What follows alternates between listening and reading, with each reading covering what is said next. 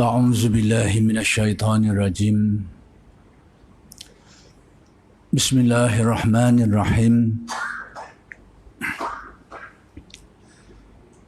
الحمد لله رب العالمين وبه نستعين اللهم صل على سيدنا محمد النبي الأمي وعلى آله وصحبه وسلم رب اشرح لي صدري ويسر لي أمري واحلل عقدة من لساني يفقه قولي ولا حول ولا قوة إلا بالله العلي العظيم إلهي أنت مقصودي ورضاك مطلوبي أعطني محبتك ومعرفتك السلام عليكم ورحمة الله وبركاته Alhamdulillah wa syukrulillah wassalatu wassalamu ala rasulillah amma ba'du. Pertama sekali mari kita sama-sama mengucapkan syukur kehadirat Allah Subhanahu wa taala yang telah mengurniakan kepada kita nikmat iman, taufik, hidayah, dan demikian juga nikmat-nikmat yang lain yang tidak terhitung jumlahnya, zahir dan batin. Semua itu yakni nikmat-nikmat yang melimpah ruah yang kita kecapi sejak kita dilahirkan sampailah keadaan kita sekarang ini, tidak pernah putus-putus nikmat-nikmat itu menghendaki kita untuk beriman dan beramal saleh dalam rangka pengabdian diri kita kepada Allah Subhanahu wa taala, pencipta dan pentadbir seluruh alam. Dan tidak lupa untuk saya berterima kasih kepada penganjur program ini dan pihak-pihak yang berkaitan dalam memberikan ruang untuk kita memikirkan satu dua perkara yang mudah-mudahan memberi manfaat kepada kita, untuk jiwa kita, untuk kehidupan kita dunia dan akhirat. Perkara yang ingin saya kongsikan pada kali ini ialah mengenai dugaan yang dihadapi oleh umat Islam di zaman mutakhir ini. Kenapa kita perlu mengetahui perkara-perkara seperti ini? Kerana kita ini sebagai seorang manusia,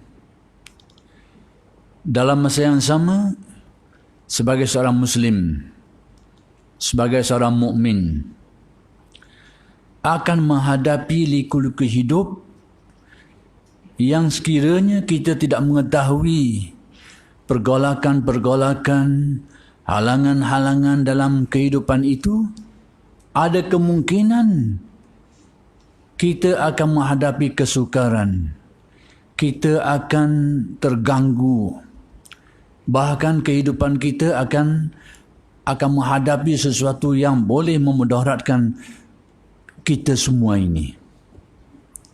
Samalah seperti seseorang yang terpaksa menempuh suatu perjalanan di malam hari yang gelap gelita, dalam keadaan dia tidak mengetahui apa-apa mengenai jalan yang akan dia lalu. sudah tentu paling tidak dia akan menempuh perjalanan itu dengan penuh kebimbangan. Paling tidak itulah yang akan dihadapinya, penuh dengan ketakutan, kebimbangan, kecurigaan. Tidak ada keyakinan. Apatah lagi perjalanan itu sendiri banyak liku-likunya, banyak halangannya, banyak rintangannya. Maka sudah tentu keadaan ini menjadikan kita sangat terdedah kepada bahaya.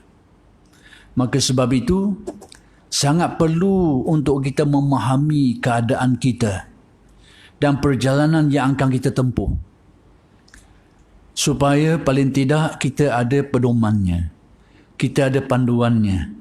Dan kalau ada halangan pun dapat dielakkan, dapat dihindari, dapat diminimalkan risikonya dan sebagainya. Maka atas dasar itulah saya bercadang untuk kita sama-sama memahami dan merenungi persoalan ini untuk menjadi pedoman bagi kita semua. Saya mulai dengan suatu kenyataan yang ingin saya jelaskan sedikit, iaitu mengenai perjalanan umat ini.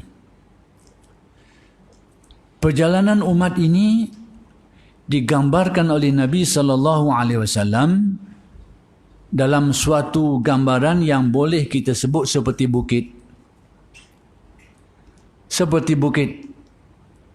Semacam orang yang mendaki bukit. Bermula daripada bawah, dia akan naik sampai ke kemuncaknya dan dia akan turun semula. Itulah gambaran yang diberitahu oleh As-Sadiqul Masduq Sayyiduna Muhammadun Rasulullah sallallahu alaihi wasallam tentang perjalanan agama ini. Dan kita sebagai umat Islam, maka perjalanan kita adalah seperti itu. Jadi kalau kita tahu apa yang akan berlaku, paling tidak kita bersedia. Ketika kali pertama negara kita dilanda masalah wabak penyakit COVID ini, kita menggelabah. Sebab kita tak tahu lagi penyakit apa, bagaimana keadaannya. Sekarang keadaannya agak berbeza sedikit. Sekalipun penyakit ini masih ada dan masih menjangkiti, tapi keadaan kita agak lebih bersedia kerana kita sudah ada maklumat dan sudah agak terdedah dengan perkara ini. Itulah keadaannya. Kenapa memahami sesuatu itu sangat perlu. Menjadikan kita lebih berhati-hati, lebih bijaksana dan lebih terarah untuk menghadapi sesuatu. Jadi Nabi beritahu kepada kita perjalanan umat ini seperti itu. Dari mana semua ini? Daripada hadis Nabi SAW, Bada'al Islamu ghariban wa sayaudu ghariban kama bada' fatuba lil ghuraba. Maksud hadis ini, Islam itu bermula dalam keadaan gharib. Gharib ini artinya terasing, janggal. Janggal dengan arti pengikutnya tidak ramai. Ajarannya pun dianggap asing, pelik, tidak diterima, dihalang, diganggu. Itu keadaan awal umat Islam. Gharib, agak asing. Orang tak kenal, orang tak tahu. Tidak ramai pemeluknya, pendukungnya, tak ada. Dan menghadapi kesukaran untuk menyebarkannya. Kerana benda baru, orang tak tahu lagi. Itulah keadaan bermulanya agama ini. Tetapi dengan takdir Allah, agama ini telah berkembang, bahkan telah berkembang ke seluruh dunia. Hampir segenap pelosok dunia ini, agama ini sampai penyebarannya. Ke seluruh pelosok dunia. Ke Jepun, ke China, ke Rusia dan sebagainya, berkembang agama ini. Jadi keadaan itu berlaku kepada umat ini. Daripada gharib, dagang, terasing, tapi tersebar, diterima umum. Merebak ke merata tempat, ke mana-mana. Tetapi keadaan ini tidak kekal seperti itu. Keadaan ini tidak kekal seperti itu. Dan inilah yang dijelaskan oleh Nabi, wa sayaudu ghariban kama bada. yakni agama ini akan kembali seperti awal mulanya dalam keadaan terasing balik. Setelah berkembang, ramai pengikut, tersebar ke mana-mana, akhir sekali dia menjadi terasing balik. Pengikut-pengikutnya itu, nisbah kepada agamanya dianggap asing, tidak diterima, ditolak dan sebagainya. Sepertilah keadaan awal dia bermula. Dan kita akan melihat sejarah ini. Perjalanan ini akan berlaku seperti itu. Sekalipun hadis ini tidak, dalam hadis yang saya sebutkan tadi, tidak menggambarkan perjalanan menyeluruh agama ini sampai ke kiamat. Dia hanya menggambarkan beberapa episod yang dihadapi oleh agama ini, tapi itulah perjalanannya. Terasing, berkembang, terasing balik. Dipandang sebagai dengan pandangan yang bermacam-macam. Sehingga umatnya sendiri memandang agamanya ada kalinya dengan pandangan sebelah mata. Apatah lagi bukan penganutnya, bukan pemeluknya, memandangnya dengan penuh dengan kebencian, dengan kecurigaan dan sebagainya. Bahkan umat Islam sendiri kadang-kadang melihat macam lihat tak lihat aja agamanya. Ini keadaan-keadaan ghurbah, keterasingan yang akan dihadapi oleh agama dan umatnya ini. Dan kita akan menghadapi keadaan ini. Sekalipun akan ada perjalanan-perjalanan lain selepas itu. Yang mana dijelaskan di dalam hadis yang lain lagi, situasi perkembangan agama dan umatnya dalam keadaan yang berbagai. Tapi ini gambaran besarnya semacam itu. Baik, sekarang umat Islam ini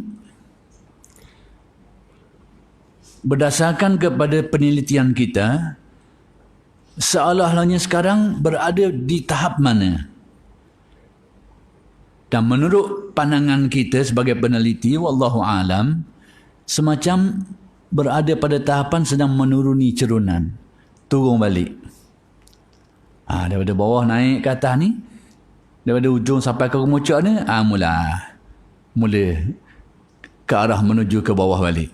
Jadi menurut penelitian kita, kita ini sekarang ini berada pada keadaan seperti itu, wallahu alam. Tapi penelitiannya nampak macam tu. Tidak sampai ke atas kemuncak ni tu, mula turun balik. Mula turun balik. Jadi, apa yang patut kita fikirkan, apa yang patut kita teliti, apa yang patut kita renungi, kenapa seperti itu? Kenapa terjadi perjalanan seperti ini? Dia mula menurun. Apa masalahnya? Kenapa dia tidak terus seperti graf sentiasa menaik?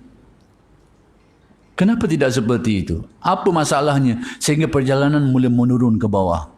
Ini yang perlu kita teliti sama-sama.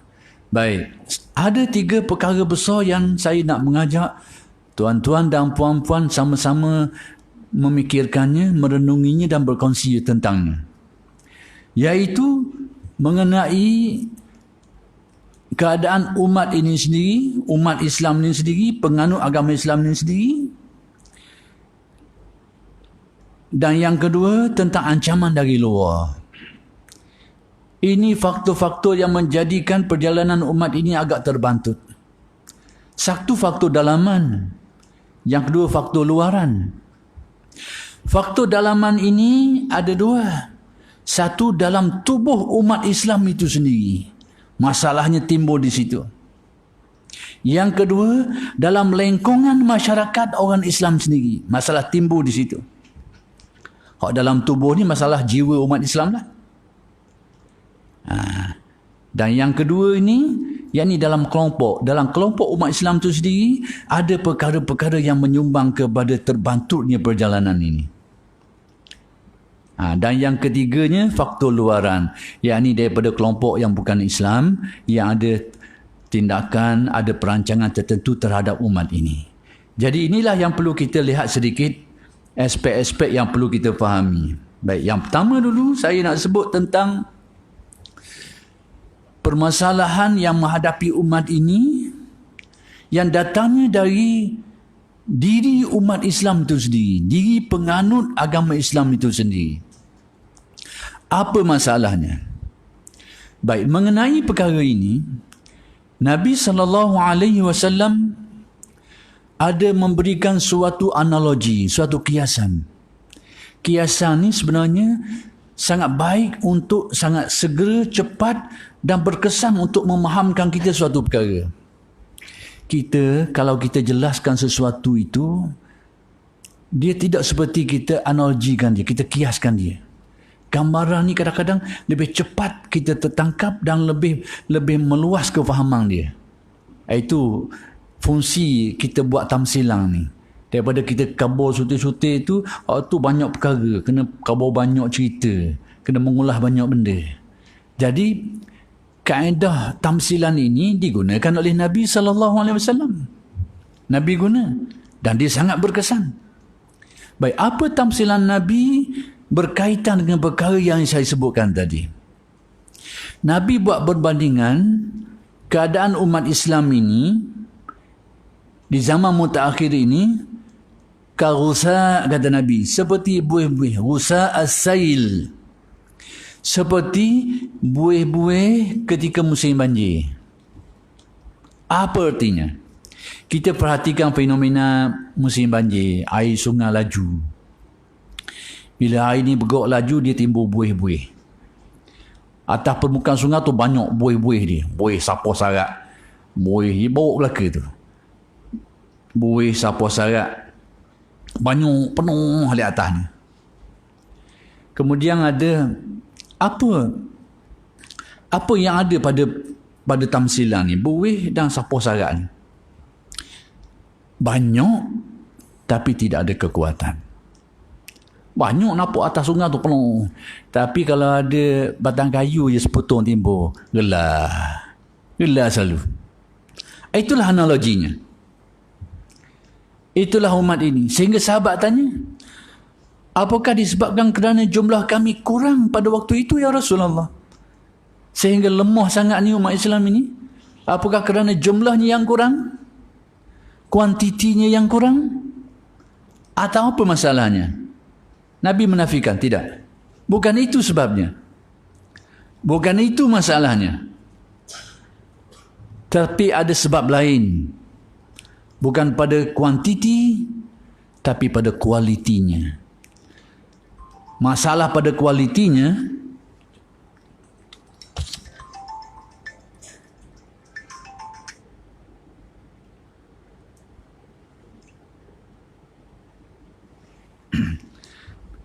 jadi masalahnya masalah pada kualiti. Maka itulah yang dijelaskan oleh Nabi SAW bahawa puncanya kerana orang-orang Islam telah dihinggapi sejenis penyakit yang dinamakan oleh Nabi SAW sebagai al-wahan. Penyakit al-wahan. Sahabat sendiri pun kurang jelas tentang penyakit ini. Sehingga mereka bertanya Nabi, apa yang dimaksudkan dengan wahan itu ya Rasulullah? Baru Nabi memperincikan. Nabi sebut, hubbud dunya wa karahiyatul maut. Itulah tafsiran Nabi. Hubbud dunya, yakni gila dunia, lalu takut kepada kematian. Disebabkan kerana gila dunia lah orang takut menghadapi kematian. Apa maksud semua ini? Pertama sekali, kita dapat fahami di sini, penyakit yang menimpa umat ini bukan penyakit fizik, bukan penyakit badan, tetapi penyakit jiwa. Bahasa mudahnya, iaitu kerosakan umat di akhir zaman. Dugaan umat di akhir zaman adalah masalah kerosakan spiritualnya, kerosakan jiwanya, kerosakan roh dan hatinya. Itulah yang dihadapi oleh umat ini, penyakit itu. Jiwa yang lemah, semangat yang lemah, kerohanian yang lemah, iman yang lemah, takwa yang lemah. Inilah punca kepada kemerosotan umat ini dan hilang taring, hilang kekuatannya. Bukan kerana jumlahnya yang sedikit, bukan kerana kekuatan fiziknya yang kurang, tetapi masalah kejiwaannya. Itu masalahnya. Baik.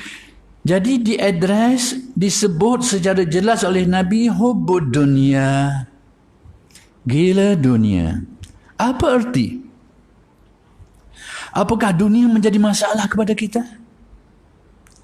Apakah ini menghendaki kita perlu membuang dunia jauh-jauh? Apakah itu yang dikenaki oleh Nabi? Tidak. Yang dimaksudkan, yang dikenaki di situ bukan dunianya. Kerana dunia itu diperlukan. Setiap orang memerlukan dunia. Makan minum dia untuk kehidupannya. Bahkan untuk urusan agamanya. Masjidnya, madrasahnya dan sebagainya. Semua itu termasuk urusan-urusan secara dari satu sisi adalah dunianya. Apakah itu yang jadi masalah? Apakah harta yang menjadi masalah? Apakah pemilikan yang menjadi masalah? Tidak. Masalahnya bukan itu, tapi hubbud dunianya. Gila dunianya. Gila itu bukan penyakit harta itu, penyakit hati manusia. Penyakit jiwa manusia. Jiwa yang dikuasai oleh tamak terhadap dunia. Jiwa yang dikuasai oleh keinginan yang tidak terarah, yang tidak terkawal untuk menguasai dan memiliki dunia. Inilah yang mencelakakan. Bukan dunia itu sendiri yang merosakkan. Kerana dunia itu diperlukan. Dunia itu bermanfaat. Dia adalah jambatan kepada akhirat. Tetapi masalahnya pada sifat manusia terhadap dunia itu. Sikap manusia terhadap dunia. Iaitu hubbud dunia. Itulah yang disabdakan oleh Nabi SAW. Ta'isa abdud dinari, ta'isa abdud dirhami, ta'isa wantakasa. Celakalah orang yang jadi hamba kepada dinar, hamba kepada wang, hamba kepada duit. Bukan orang yang memiliki duit, tapi orang yang menjadi hamba kepada duitnya. Jadi berbeza di situ antara memiliki harta itu dengan orang yang menjadi hamba kepada hartanya. Orang yang memiliki harta itu akan memanfaatkannya, akan menggunakannya pada perkara-perkara yang mendatangkan kebaikan. Orang yang menjadi hamba kepada hartanya itu akan menyimpannya, tidak menggunakannya pada perkara yang diperlukan, bahkan membolotinya, mengambilnya secara salah. Yang menggunakannya itu mengambilnya secara yang baik, mengambilnya secara yang diharuskan dan memanfaatkannya, menggunakannya. Jadi sekarang jangan terkeliru di sini bila Nabi menyatakan hubbud dunya itu gila duniawi, maka kita fahami bahawa yang merosakkan umat ini adalah dunia, bukan. Tapi sikap manusia itu terhadap dunianya. Itulah yang merosakkan. Dan inilah yang melanda umat ini. Inilah yang menimpa umat ini, iaitu jiwa yang rosak disebabkan kerana pengaruh-pengaruh duniawi yang tidak diusahakan untuk menyucikan jiwanya sehingga tidak terpengaruh dengan keduniaan itu. Bukan tidak memiliki dunia itu, tapi tidak terpengaruh dengan keduniaan itu. Jadi itulah yang dijelaskan oleh Nabi SAW tentang fenomena masalah umat akhir zaman ini, iaitu rosak dengan dunianya. Jiwa yang menjadi rosak kerana kegilaan terhadap duniawi. Baik. Inilah faktor yang menjadikan umat ini terumbang-ambing, menjadi lemah. Bukan kerana pemilikannya, tapi kerana jiwa, sikap umatnya terhadap dunia itu. Baik, kalau kita perhatikan, apa punca umat Islam kalah di dalam peperangan Uhud? Kita nak tengok masalah yang timbul ni kat mana. Kita tengok contoh. Dalam sejarah perang umat Islam, ketika berlakunya perang Badar, orang Islam sedikit. Jumlahnya sedikit. Kekuatannya tidak banyak. Persenjataannya kurang. Tapi menang. Menang besar. Tapi perang Uhud kalah. Apa puncanya? Orang-orang yang memerhatikan sejarah, dia akan tahu puncanya. Dia berkait dengan penyakit yang Nabi sebut tadi tu. Hubud dunia. Gila terhadap duniawi. Tahu sajalah perkataan gila ni. Gila ni dan yang nak tidak kisah. Dia bahan juga kau mana. Tu gila. Dia langgar belaka dan yang nak. Tu nyakit orang gila. Tak ada peraturan dia. Dan yang nak ambil, tidak bahan belaka. Ini nyakit orang gila. Orang yang sihat dalam mengambilnya, dia ambil dan dia ikut kaedah. Boleh ambil ke tak? Dia fikir.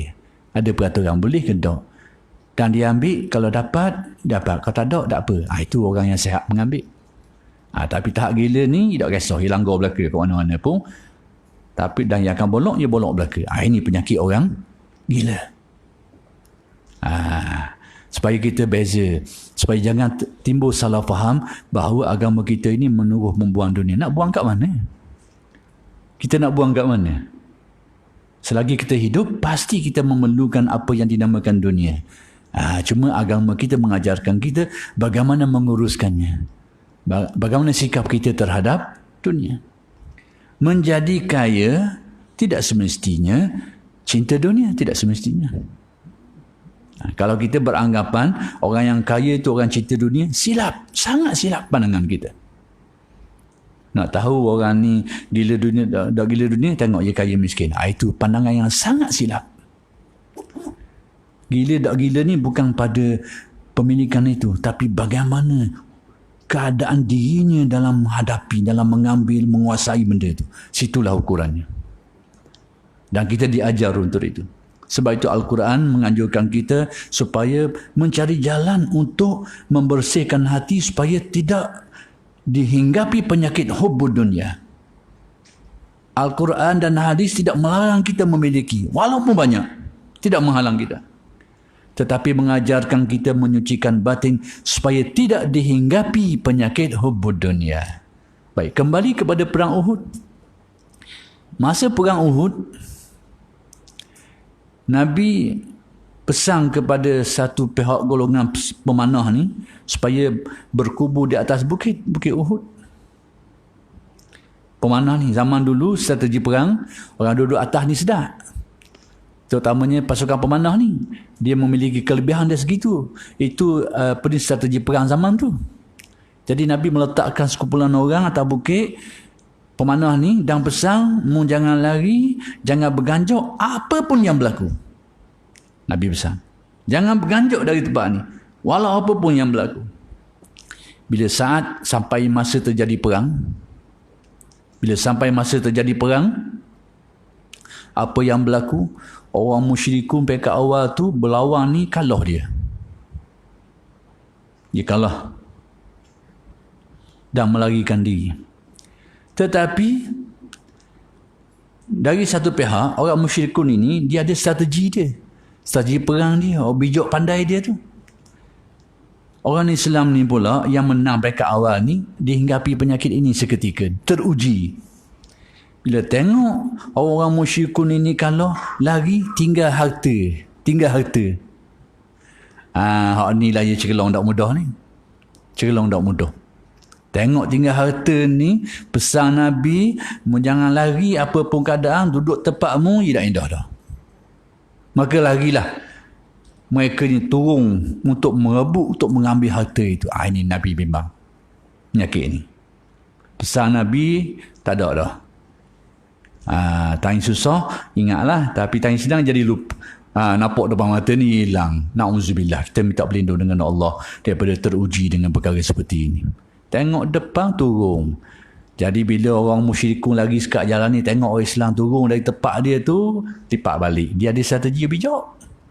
Lipat balik, pound bang, habis. Maka gugurlah panglima perang Hamzah. Panglima perang hendak turun. Tapi oleh kerana orang lain turun belaka, tinggal dia, Abi Hamzah, panglima.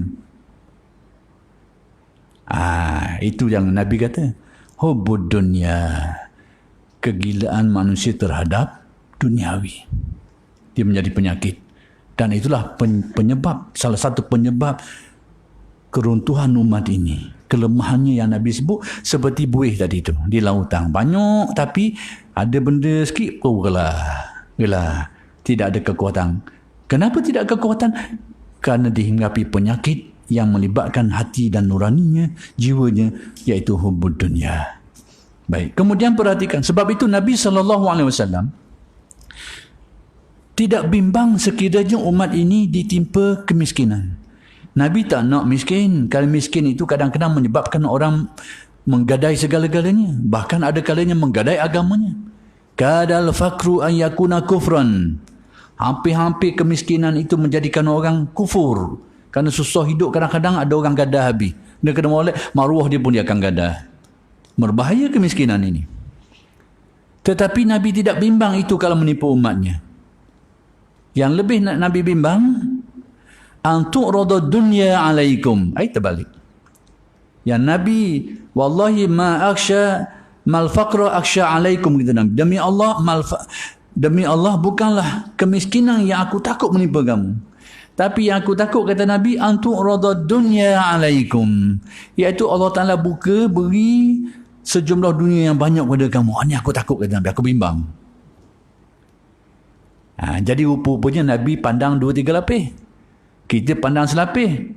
Miskin ni susah. Ni bila dapat benda ni senang. Pandangan kita, pandangan selapis. Tapi rupa-rupanya hikmah Nabi nak khabar kita, Nabi tengok terbalik. Bukan ini yang lebih ditakuti, tapi ini yang lebih ditakuti. Diberi, dibuka, dapat itu, dapat ni. Nabi kata aku bimbang lagi. Sebab apa? Apa yang akan timbul? Nabi kata, fatanafasuha. Kamu pasti akan berebut-rebut. Kamu mesti berebut. Fatanafasuha kama Nabi beritahu dulu sebagaimana dibuka kepada umat-umat terdahulu. Sebab Nabi kata begini ni, ada contoh sejarah. Kena ingat, sejarah ni penting. Ini guru kita, sejarah. Perhatikan kisah-kisah dulu, ambil intibar. Kenapa? Kerana dunia ni berlaku dalam bentuk putaran. Watilkal ayyamu nudawiluha bainan nas. Hari-hari itu kami akan ulangi. Teori sejarah ni dia akan berulang. Sebab tu penting kita belajar sejarah dulu. Sebab apa? Dia akan jadi pedoman untuk hari akan datang. Kena tahu sejarah. Kita fikir dia cerita orang lama, cerita orang dulu kala, dah ayah akal. Jangan ambil sikap macam tu. Hak dulu itulah yang akan berlaku. Hak lama-lama dululah akan berulang balik. Itulah watilkal ayyamu nudawiluha bainan nas. Hari-hari itu akan kami ulangi di kalangan manusia. Akan berulang balik, akan berlaku balik. Jadi apa yang berlaku itu, itulah yang patut kita ambil iktibar. Jadi Nabi kata, seperti yang telah berlaku pada umat-umat yang terdahulu. Mereka pun menghadapi perkara yang sama. Dibuka ke dunia, mereka rosok keadaannya. Inilah Nabi kata, yang aku lebih takut menipu umatku. Lalu apa masalahnya? Nabi jelaskan sikit. Fatanafasuha, maka kamu akan berebut-rebut sebagaimana mereka juga telah berebut-rebut. Sejarah lama begitu. Kamu akan berebut juga ke mana-mana pun. Lalu bila manusia berebut, kalau sekadar berebut saja tak apa. Bunuh-membunuh. Tikam-menikam. Akan berlaku sebagai lanjutan daripada perebutan. Tikam-menikam. Bunuh-membunuh. Akan berlaku ini, kata Nabi. Sebagaimana hal ini telah membinasakan umat terdahulu, ini juga yang akan menimpa umatku. Ini juga yang akan menipu umat ini. Itu pesan Nabi.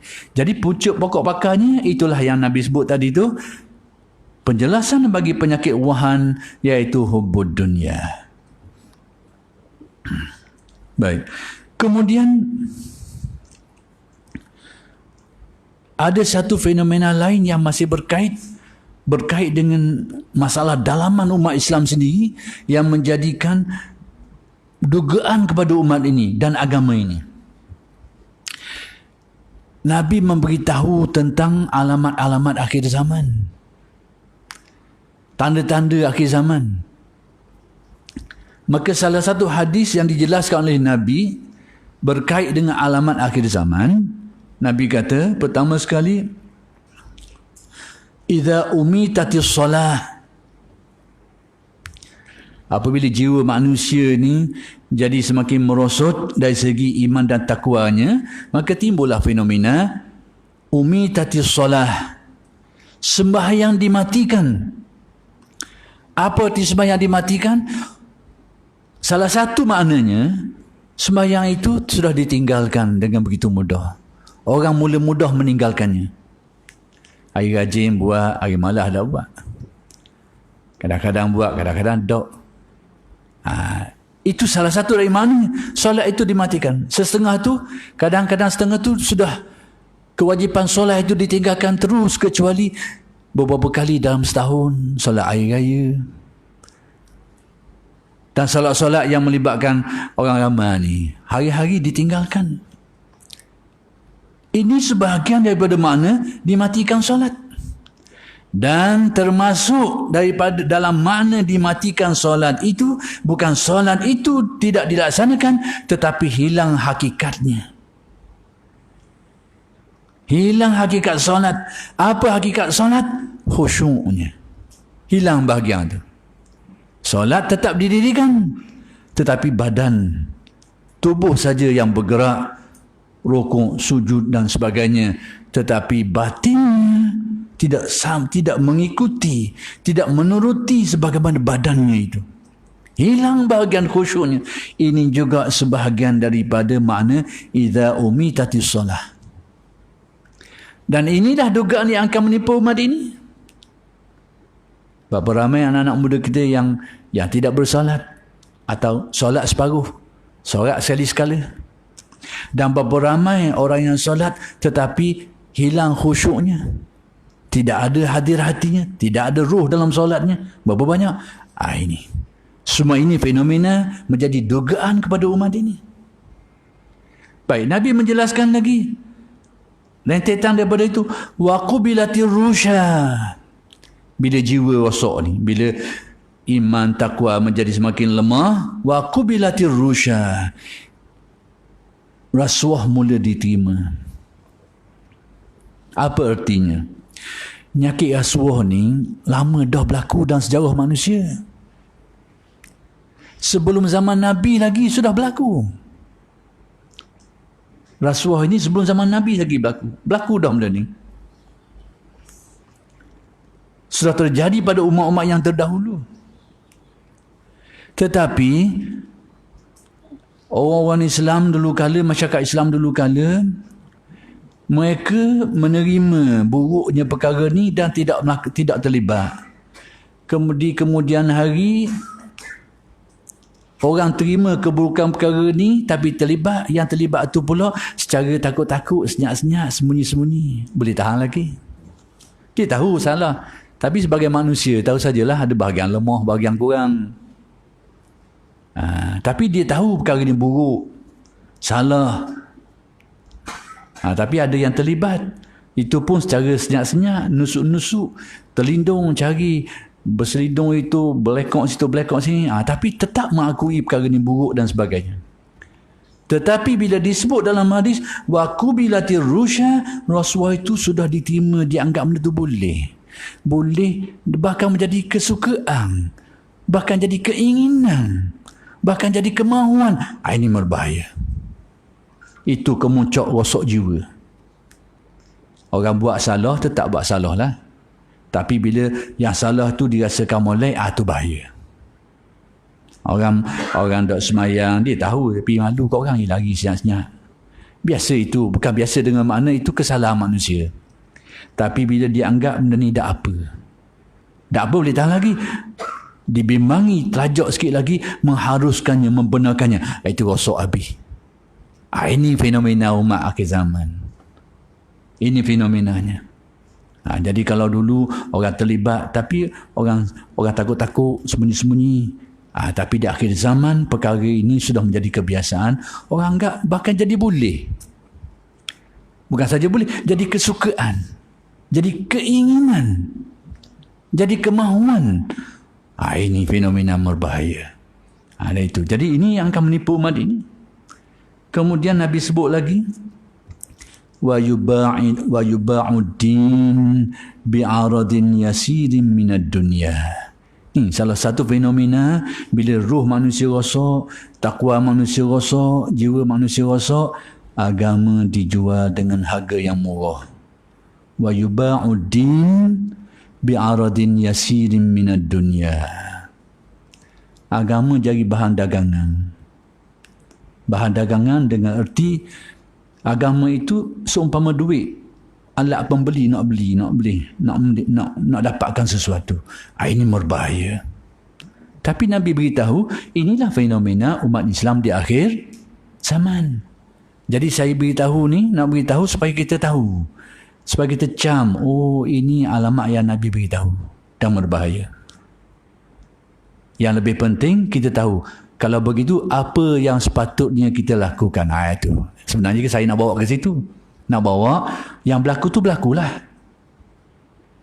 Yang berlaku tu berlakulah. Tapi kita ini untuk keselamatan kita, masyarakat kita, apa yang patut kita lakukan? Yang tu.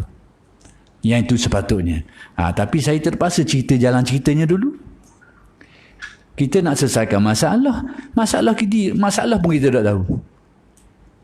Panggil problem solving, nak selesai masalah. Masalah sendiri, benda masalah tak tahu. Macam mana kita nak selesai? Jadi kena pastikan permasalahannya dulu. Baru kita tahu bagaimana nak menyelesaikannya. Jadi sekarang saya dalam proses untuk menggambarkan masalah-masalah umat ini dulu. Supaya kita tahu bagaimana untuk menyelesaikannya. Baik. Kemudian perkara kedua yang saya nak jelaskan ialah masalah yang menimpa umat ini berpunca daripada sekelompok dari kalangan umat Islam sendiri. Berpunca daripada sekelompok umat Islam sendiri. Bagaimana ini? Baik.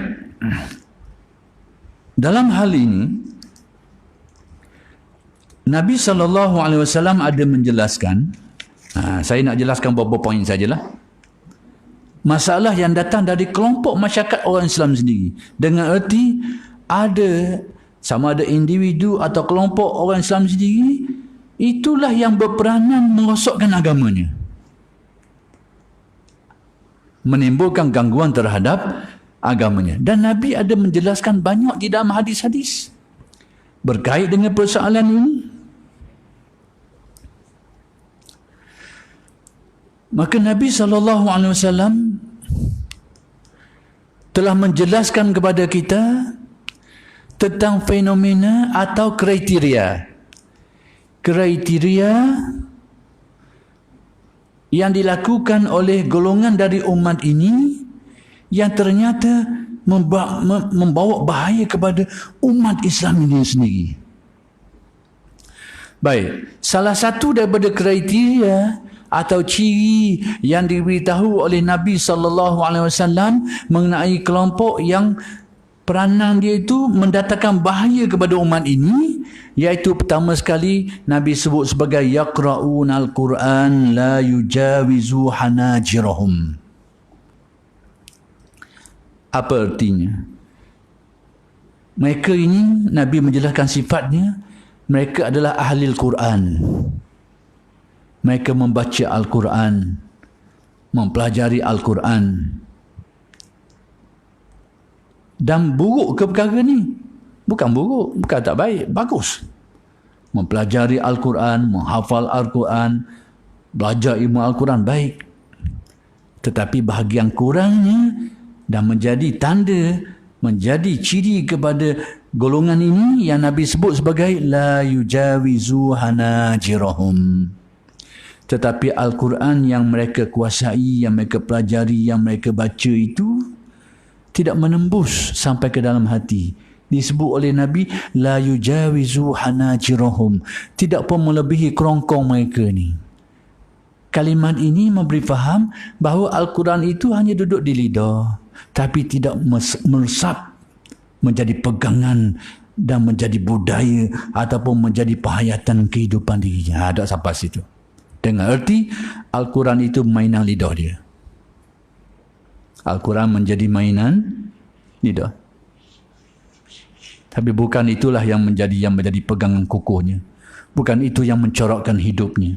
Bukan itulah yang menjadi penghayatan hidupnya. Tidak. Saya pergi ke Saudi Arabia dulu. Saya jumpa orang Pakistan yang bawa taksi ni. Nak pergi ke airport ni, kita cakap dengan dia, dia duduk lama dia kerja di ni. Dia kata, sedap duduk di Saudi, kata, sedap negara ni, bagus nampak. Orang dia pun menutup aurat dengan baik, terjaga begini, nampak pandangan kita comel nampak. Jadi dia kerja.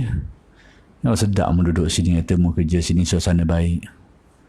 Dia kata benda saya, mu tak tahu lagi, kata. Dia cakap kau agak lah, mu tak tahu. Aku duduk sini lama, aku tahu, kata. Ini bahasa saya, tapi cakap kau agak lah. Nak kabarnya gitulah. Kita tengok bagus, lawa gini. Mu tak tahu, kata. Aku duduk sini, aku tahu. Mu tak duduk sini. Mu nampak je molek gini. Mu tak tahu dalam bangunan ni buat benda. Mu nampak dia nampak tutup molek ni, baca Quran. Mu tak tahu lagi perangai dia kau ni. Allah, ya Allah. Kejut kita tengok. Baru kita teringat ni. Allah. Yaqra'una al-Qur'ana la yujawizu hanajiruhum. Mereka ahlul Quran, mereka baca Quran, pelajari Quran, tapi Al-Quran itu ternyata tidak menembus sampai menjadi pegangan, menjadi penghayatan hidup. Dengan bahasa lain, Al-Quran itu menjadi buah lisan, menjadi bahan percakapan, menjadi bahan penceritaan dan itu dan ini, bukan untuk tidak banyak menjadi penghayatannya. Itu ciri yang Nabi beritahu. Kemudian Nabi menjelaskan lagi antara ciri-ciri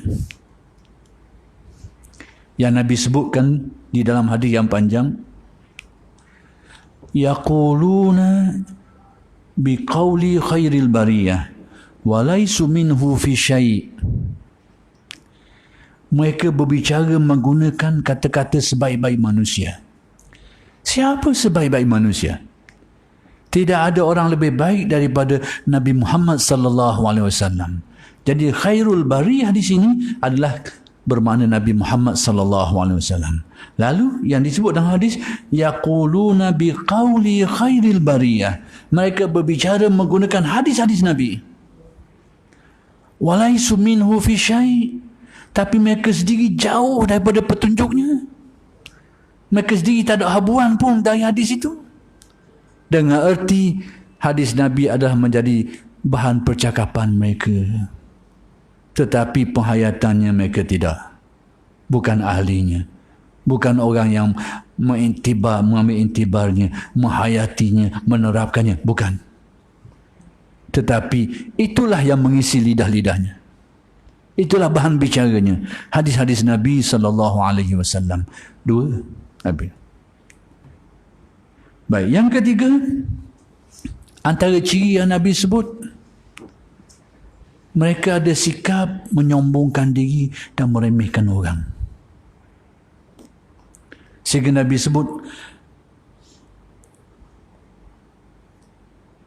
tu'jibunahum wa yu'jibuna anfusakum, tu'jibunahum wa yu'jibuna anfusahum. Kamu merasa kagum terhadap mereka ni. Yakni penampilan mereka ni nampak ciri-ciri keagamaan dan sunnahnya. Sehingga kamu tengok ke dia ni, kamu kagum. Nampak molek gambaran luaran tu, comel nampak. Dengan penampilan-penampilan sunnah nampak molek. Tu'jibunahum, kata Nabi. Kamu kagum terhadap mereka. Tapi rupa-rupanya ada penyakit lain. Wa yu'jibuna anfusahum. Mereka sendiri itu sangat kagum terhadap diri mereka sendiri, bangga dengan keadaan diri mereka sendiri. Ini bahagian rosaknya. Yakni penampilan zahirnya nampak penampilan sunnah, tapi jiwa mereka itu jiwa yang sakit. Kerana sikap seorang mukmin bukan orang yang membanggakan dirinya. Bukan orang yang mengangkat dirinya. Apatah lagi meremehkan dan merendahkan yang lain. Itu bukan sikap seorang mukmin. Tapi Nabi beritahu ciri ini ada pada kelompok yang akan tindakan mereka itu membahayakan umat ini. Tu'jibunahum wa yu'jibuna anfusahum. Dalam riwayat lain Nabi sebut la salatukum ka salatihim, sembahyangmu tidak sama macam sembahyang mereka, dengan erti tidak setanding mereka. Dari segi penampilan zahirnya, perwatakannya, ibadah, kamu tidak setanding. Mereka sangat tekun dalam perkara ini. Tapi bahagian rosak mereka itu jiwa yang rosak. Mereka bangga dengan diri sendiri, kagum dengan diri sendiri. Ini bahagian rosaknya. Dijelaskan oleh Nabi. Baik, kemudian kriteria lain Nabi sebut sikap yang salah di dalam jihad. Sikap yang salah. Bagaimana sikapnya? Disebut di dalam hadis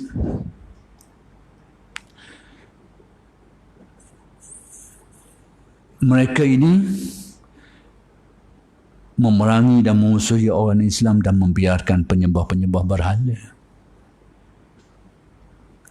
Yaqtuluna ahlal Islam wa yad'una ahlal awsan. Mereka membunuh, memerangi orang Islam tetapi membiarkan begitu sahaja penyembah-penyembah berhala. Artinya apa? Mereka telah menerapkan konsep jihad yang tidak kena sasaran. Jihad melawan orang-orang yang bukan Islam, yang memusuhi dan memerangi Islam, itu jihad ada kalanya berbentuk peperangan. Ada kalanya. Tapi bukan semestinya. Ada kalanya. Itu terhadap sasaran orang-orang yang bukan Islam dan memusuhi dan memerangi orang Islam. Itu jihad perang. Salah satunya. Bila mereka memusuhi. Tapi bila mereka berada pada zimmah, dalam perdamaian dengan orang Islam, duduk di bawah perlindungan Islam, maka hak-hak mereka perlu ditunaikan. Adapun orang-orang Islam, jihad mereka dalam persoalan ini adalah berdakwah, menyeru dan memperbaiki mereka itu. Jihad kita terhadap sesama Islam bukan perang, bukan angkat senjata. Itu dilarang. Tapi dakwah kita dengan orang-orang sesama Islam yang bersyahadah ni kena amal ma'ruf nahi mungkar. Kena dakwah dia, seru dia, baiki dia, didik dia, ajar dia. Tapi bukan perang, bukan angkat senjata, bukan berbunuh-bunuhan. Tapi konsep ini telah terkeliru pada kalangan umat kita hari ini. Sehingga sesama Islam hidup perang, berbunuh-bunuhan. Itulah yang Nabi sebut. Nabi sebut. Saya sebut ni sebab Nabi sebut. Iaitu yaqtuluna ahlal Islam wa yad'una ahlal awsan. Riwayat ini ada dalam Bukhari dan Muslim. Mereka memerangi, memusuhi orang Islam, memerangi, memusuhi, tapi membiarkan penyembah-penyembah berhala. Jadi terbalik.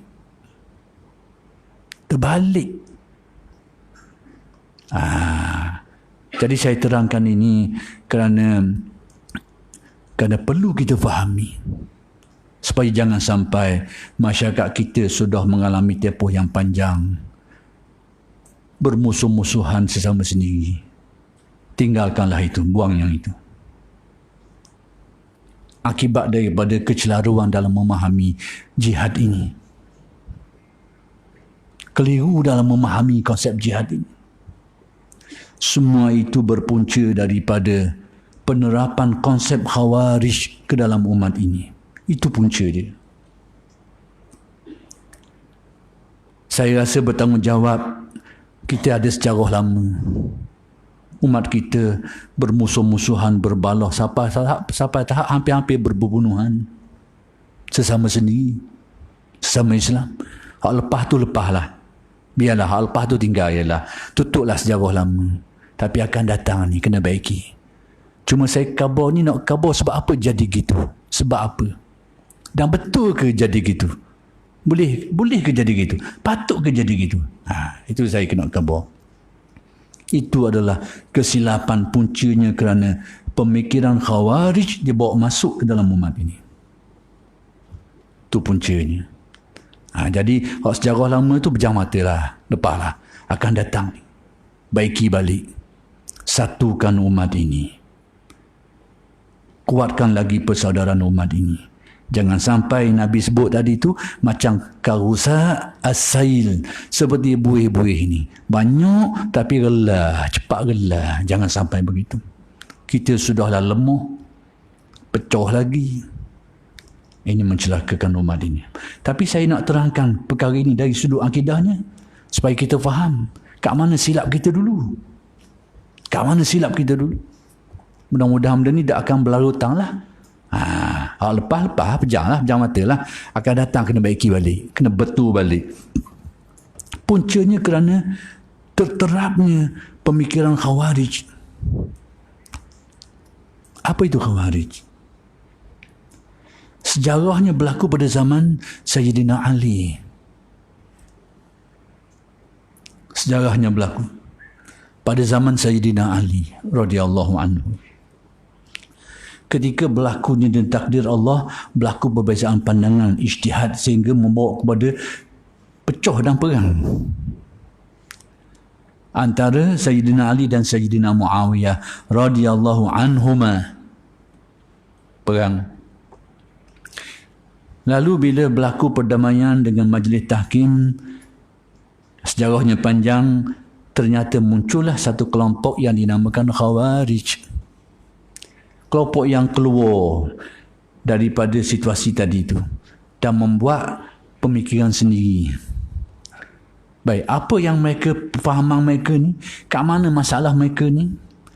Masalah mereka ni antaranya adalah melabelkan kufur kepada orang yang tidak melaksanakan tuntutan agamanya.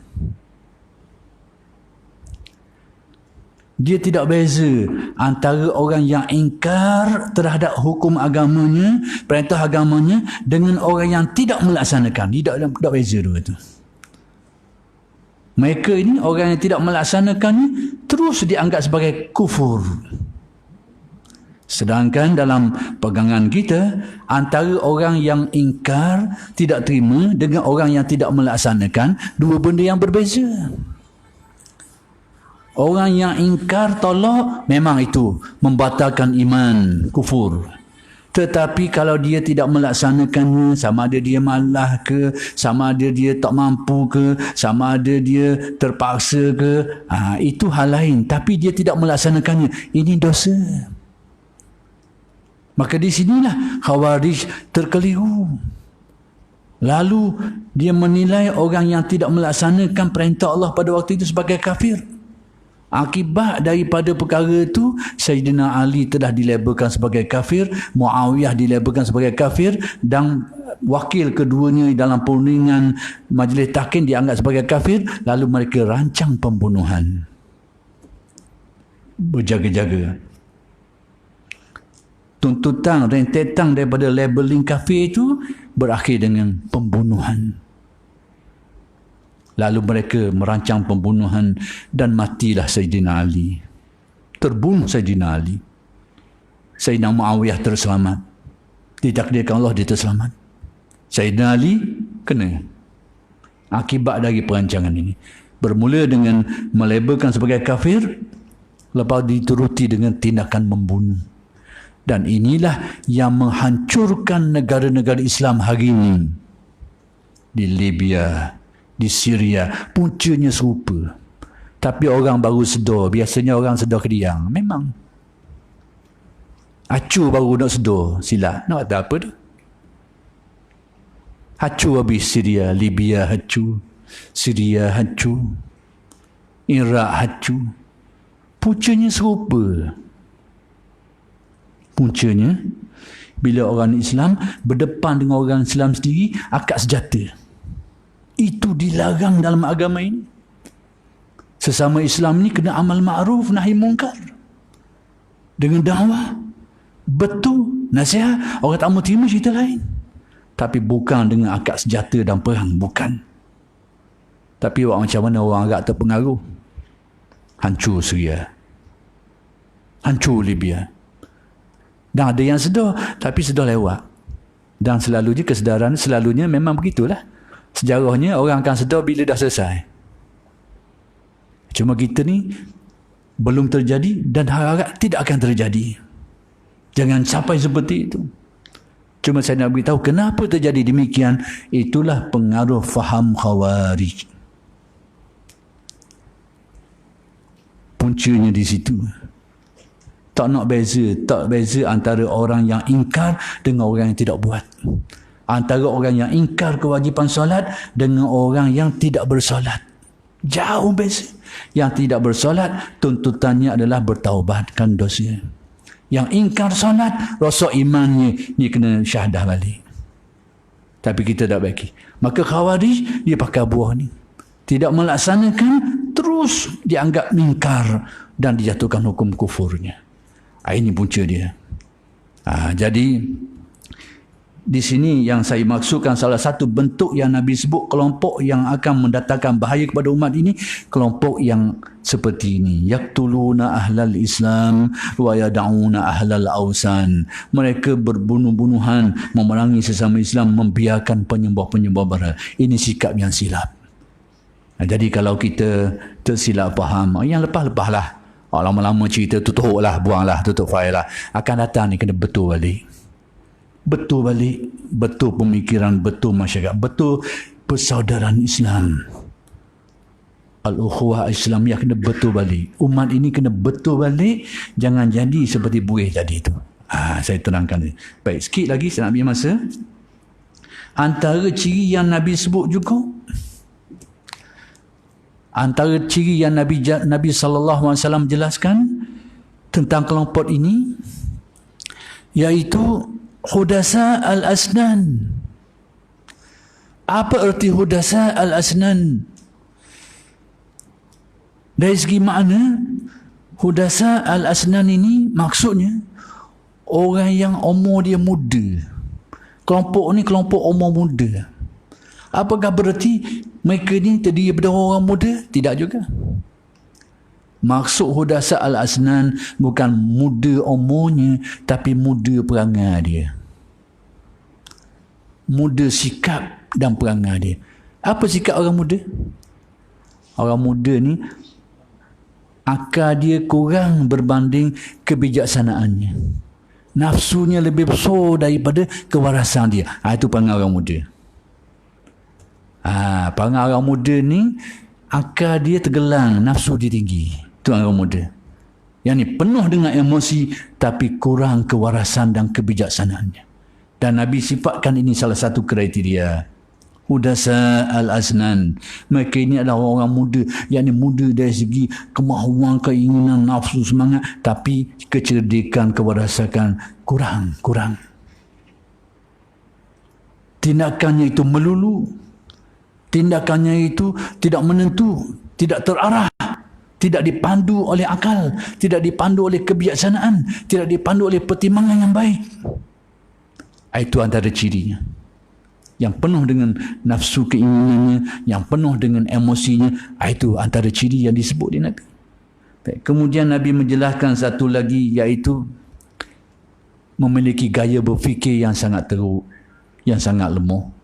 Tak dah nak timbang benda dengan baik. Kata orang, warah akal tu kurang. Tak dah nak mikir molek, kata orang. Nak timbang benda dengan akal tu, ibarat kata kau macam tak warah mana lah. Yang Nabi sebutkan bagaimana? Iaitu sufaha al-ahlam. Sufaha al-ahlam ini, kalau kita terjemah bahasa kita, mimpi-mimpi bodoh. Apa maksud mimpi bodoh? Bukan mimpi, iaitu gaya berfikir yang sangat lemah. Maksudnya, dalam menilai satu perkara itu, dalam memahami satu perkara itu, orang tengok canggung. Tak ada gaya berfikir yang kukuh. Atau bahasa orang Terengganu panggil bahar gambang lah. Maksudnya, Orang nampak belaka gini, dia tak nampak sekarang. Pelik. Gaya berfikir yang teruk. Dan ini memiliki makna yang sangat luas. Cara pertimbangan itu, kita pelik. Maksudnya, mikir cara pelik. Kita ni sebenarnya, kita nak tahu kita pelik tak pelik, kena tanya ramai orang. Aku mikir ni betul tak? Biasanya kalau kita mikir betul ni, banyakkannya orang lain pun mikir gitu juga. Tapi kalau kita mikir gini, orang lain belaka, pelik. Pelik. Tapi Nabi kata, itu tandanya. Sufaha al-ahlam. Gaya berfikir yang bodoh.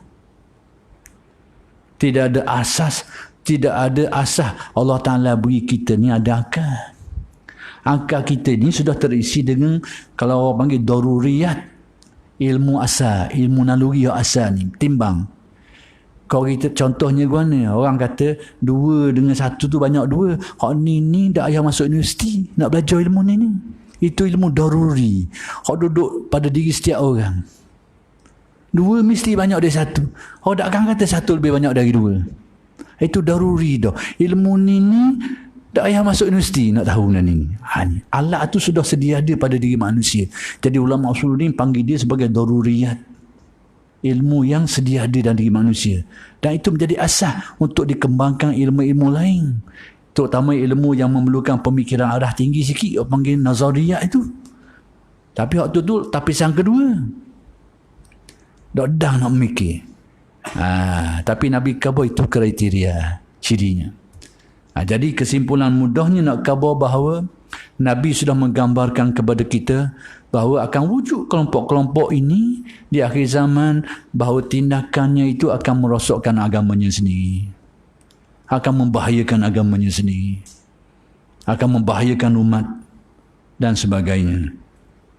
Jadi saya terangkan ini paling tidak kita tahu dan mengambil istifadah. Macam saya kata tadilah, mungkin kita sebagai manusia ni tak nak lari daripada kesilapan dan itu ini. Kerana sejarah hidup kita berlaku kesilapan. Hak pentingnya, orang yang paling baik, orang yang ambil intibar atas apa yang lalu dan nak baiki apa yang akan datang. Itu manusia baik.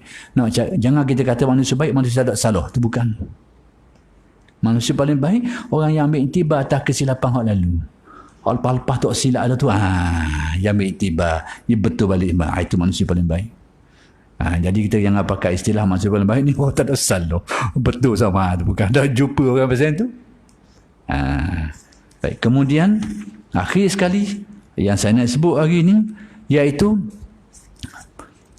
yang ketiga, perkara yang ketiganya yang menjadi dugaan kepada umat ini, musuh dari luar. Yang ni dari luar lingkungan umat Islam. 2 pertama tadi tu mari dalam. Satu dari dalam hati umat manusia Islam, yang kedua dari dalam masyarakat orang Islam, yang ketiga ni mari dari luar masyarakat orang Islam. Siapa dia? Iaitu disebut secara jelas dalam Al-Quran, Yahudi dan Nasrani. Walan tarda ankal yahudu walan nasara hatta tattabi'a millatahum. 2 kelompok ni disebut secara khusus. Orang Yahudi, orang Nasrani ni, bahasa kita Kristian lah. Tapi tidak semuanya macam tu. Ada beberapa kelompok macam Yahudi pun. Bukan semua orang Yahudi buruk. Ada Yahudi yang baik. Tapi dari kelompok mereka ni ada kepala pengat. Gitu. Ada kepala pengat. Sebab jangan kata Yahudi semuanya buruk. Ada Yahudi, ada zaman Nabi ada Yahudi yang terima yang beriman. Ada Yahudi yang menjadi pengikut Nabi, jadi sahabat Nabi. Dan sekarang pun ada Yahudi yang masuk Islam. Banyak. Ramai sekali. Jadi naklah kita faham baik-baik. Bila Al-Quran sebut Yahudi dan Nasrani, bukan berarti secara mutlak mereka ni. Cuma nak diberitahu, antara mereka ni lah ada kelompok-kelompok yang jadi kepala pengat. Hak jadi hero, hak jadi perancang yang dimaksudkan tadi tu. Walan tarda ankal yahudu walan nasara hatta tattabi'a millatahum. Bahawa 2 kelompok ini tidak akan reda terhadap agama Islam ini sehinggalah orang Islam ni ikut mereka ni. Akan ada sikap ni. Tapi tidaklah seperti yang saya katakan tadi, bukanlah pada semua orang Yahudi dan bukan juga pada semua orang Masihi. Tapi itulah ancaman kepada umat ini. Ke mana-mana pun dia akan cari jalan supaya kita akan ikut dia. Ke mana-mana pun kita akan ikut. Saya duduk tengok, duduk buat kajian sikit-sikit tentang sejarah perkembangan dunia hari ini. Dulu kita tak ada saluran yang banyak. Apa-apa yang berlaku di Eropah tak apa nak sampai sini kecuali orang tulis buku. Apa-apa yang berlaku negara lain kita tak apa nak tahu. Hari ini saluran berita tu dipermudahkan. Sekalipun kita kena banyak pertimbang juga, banyak tapis juga, tapi paling tidak bolehlah kita adalah bahagian baiknya juga situ. Jadi kita mula mengkaji tentang tokoh-tokoh yang buat kajian tentang perkara ni. Lalu telah mengemukakan kepada kita fakta-fakta yang kita kena timbang juga dulu, betul ke salah. Ada logik, perlu kepada logik, perlu kepada fakta lain untuk mengesahkan. Tapi kita yang penting perlu kepada orang yang panggil study, perlu kepada penelitian, perlu kepada pengkajian. Dan kita kaji-kaji daripada maklumat yang dikemukakan itu, kita dapati kesimpulan mudahnya. Peristiwa-peristiwa besar yang berlaku seluruh dunia hari ini, perancang utamanya adalah Yahudi. Itu nak khabar kesimpulan. Peristiwa besar berlaku dalam sejarah dunia. Perang dunia pertama, perang dunia kedua, sistem perbankan dan sebagainya dengan sistem perekonomian. Rupa-rupanya perancang utamanya itu sudah dapat terdedah, dapat didedahkan dan cuba nak dihapuskan beberapa kelompok dari kalangan orang Yahudi. Nak khabar gitu. Ni Nabi beritahu. Nabi Al-Quran jelas, walan tarda ankal yahud. Bahkan ayat lain hadis Nabi memberitahu, tu nak khabar sikap mereka tak akan senang sehingga kita ikut dia. Selagi dah ikut, lagi tu ya PA kata orang. Dia cari jalan. Ni kawan-kawan dari berona. Lagi kita ikut sesat. Nak khabarnya, nak tak nak dia akan cari jalan siapa kita ikut. Lalu diberitahu pula dalam hadis, kita ni macam mana? Itu beritahu sikap mereka terhadap umat Islam. Sikap kita pula macam mana? Nabi beritahu, la tattabi'unna sunanal ladzina min qablikum shibran bi shibrin, zira'an bi zira'in. Kamu ni pula kata Nabi akan ikut mereka tu. Kita ni pula akan ikut. Perangai akan jadi cenderung nak ikut mereka tu. Sunnah-sunnah orang dahulu kala ni, sedekah demi sedekah, sikat-sikat dulu. Lepas tu sehasta demi sehasta, kau jauh sikit lagi. Sampai bila Nabi kata, sehingga mereka masuk lubang bewak pun yang mau masuk juga, kata Nabi. Dakhaltumu. Sehingga mereka masuk ke dalam hujurat dabbi ni, lubang bewak ni, sarang bewak ni, mereka masuk juga dalam tu. Inilah dugaan umat ini. Akhir sekali saya nak beritahu apa panduan-panduannya untuk menghadapi dugaan tadi. Masyarakat kelemahan umat Islam, jiwanya rosak dengan bermacam-macam perkara tadi tu. Kemudian di kalangan masyarakat Islam ni ada yang mengambil sikap-sikap yang membahayakan umatnya sendiri. Kemudian dari kalangan orang luar Muslim sentiasa nak menarik, merosakkan umat Islam ini, nak membinasakan kita dan sebagainya. Itu sudah dijelaskan dalam Al-Quran. Kalau gitu, apa pedoman kasar? Sikit je nak minta. Baik, cara mudahnya untuk menyelesaikan perkara ini, dan itulah yang dilakukan oleh Nabi pertama sekali, kena ada usaha mengukuhkan iman dan tauhid. Mengukuhkan iman dan tauhid sudah sedia ada. Kita sebagai Muslim, sebagai mukmin, kita mengaji akidah, kita percaya kepada Allah, percaya kepada malaikat, kitab, rasul. Ada percaya semua. Tapi yang kurangnya di mana? Tajdid. Pengukuhan tauhid itu. Pengukuhannya. Bahagian itu yang kita kurang.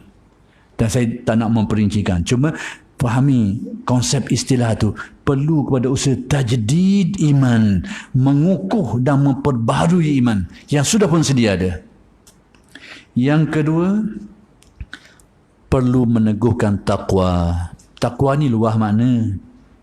Salah satu dari maknanya adalah melaksanakan perintah-perintahnya lah. Selain daripada taqwa yang bersifat dalam hati itu, iaitu sifat-sifat baik mahmudah timbul dalam hati, kemudian amalan yang baik menurut perintahnya. Kenapa perlu taqwa? Kerana Kita ni di dalam Al-Quran dinyatakan, in tasbiru wa tattaqu la yadurrukum kaiduhum syai'a. Sekiranya kamu bertakwa, tipu daya mereka itu tidak akan dapat mempengaruhi kamu. Kita nak berlawan dengan mereka tak dah. Sebab yang memusuhi kita bukan saja yang nampak. Yang nampak tu senanglah. Yahudi Nasrani hak kita nampak. Tapi di belakang mereka tu ada benda tak nampak. Iaitu syaitan. Innahu lakum adun mubin. Yang menjadi perancang besar di belakang tu. Ada hak ni, ada nampak ni. Jadi kita nak lawan ke mana? Nak lawan macam mana? Dengan kebijaksanaan kita? Kealiman kita? Ramai pengikut kita? Tidak ada erti. Tapi takwa, hati yang penuh dengan keyakinan, yang tumbuh di dalamnya keyakinan, tumbuh akhlak-akhlak baiknya, amalannya menjadi semakin soleh. Itu yang kita kena jaga. Yang perlu kita usahakan, perlu kita bentuk. Kenapa? Jaminan tadi tu. Sekiranya kamu bersabar dan bertakwa, Nabi sebut, wa in tasbiru wa tattaqu. Dua-dua ni ciri takwa lah. Hatimu mudah kuat sabarnya, ada takwanya, ada khaufnya, ada khusyuknya, macam-macam. Itu jiwa yang bertakwa. Dan amalannya menjadi semakin baik, sentiasa diperbaiki dengan didikan, pengajian dan sebagainya. Itu yang perlu kita baiki. Maka kata Allah, la yadurrukum kaiduhum syai'a. Tipu daya mereka ni, bijak mana sekalipun, ia lekok ke mana pun, tidak akan memudaratkan kamu. Dua. Yang ketiga, penyebaran ilmu. Yang menjadi masalah kita hari ini, tak nak mengaji. Kekal dalam kejahilan dan suka duduk gitu. Tak ada kecenderungan nak pergi mengaji, nak pergi belajar. Tak ada. Dan sesuatu yang diriwayatkan, an-nasu a'da'u ma jahilu. Manusia ini, dia akan memusuhi apa yang dia tak tahu. Kalau dia tak tahu, itulah dia lawang. Dia tolak, dia kata kita. Pergi dia tak tahu. Jadi, inilah masalah umat ini juga. Disebabkan kerana dia tak tahu ni, mula kata tak kena, tak betul ni lah, hak ni lah, macam-macam. Padahal dia tak mengaji mana. Lebih-lebih lagi terpengaruh dengan apa ni, ulasan setengah orang itu ini terpengaruh. Dia tak tahu mana. Tu penyebaran ilmu. 3. Yang keempat, perlu ada amal ma'ruf nahi mungkar, perlu ada nasihat menasihati, perlu ada dakwah, terutamanya dalam konteks hubungan sesama muslim. Biar ada usaha tu, bukan memerangi, bukan memusuhi, bukan angkat senjata, bukan cara itu, tapi dengan cara dakwah, menyebarkan ilmu, mengajak kebaikan, membetulkan yang silap, mendidik, membimbing umat ini. Itu yang sepatutnya. Dan akhir sekali, usaha menyelesaikan perkara ini adalah kena kuatkan balik persaudaraan dan kesatuan umat ini. Jangan membantu ke arah memecahkannya. Kuatkan kesatuan dan persaudaraan Islam. Sebab apa? Islam itu satu dan menyatukan. Ingat, Islam itu satu dan menyatukan. Jadi sekadar itu sajalah yang dapat saya jelaskan untuk renungan kita semua. Mudah-mudahan yang sedikit itu memberi manfaat kepada kita semua. Aqulu qawli hadza wa astaghfirullahal azim li wa lakum. Assalamualaikum warahmatullahi wabarakatuh.